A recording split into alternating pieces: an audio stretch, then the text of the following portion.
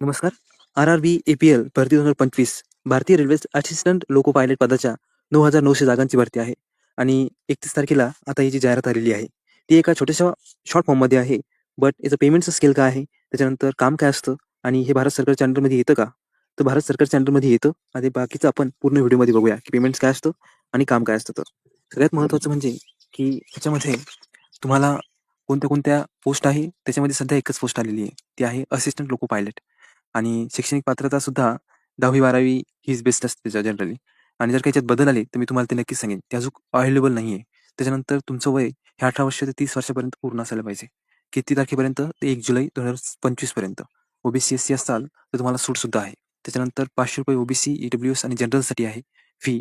तर SC, ST, transgender आणि महिलांसाठी ₹250 आहे. त्याच्यानंतर ही वेबसाईट आहे इंडियन रेल्वेची आणि याच्यावर पूर्ण डिटेलमध्ये दिलेलं आहे. हे बघा, हे शॉर्ट PDF मधलं आहे. ₹19,900 A1 मेडिकल स्टँडर्ड असायला पाहिजे आणि ₹19,900 पेमेंट लेव्हल राहील. त्यामुळे खूप इम्पॉर्टंट अशी ही भरती आहे आणि तुम्हाला माहीतच आहे 10,000 सुमारे जागा आहे.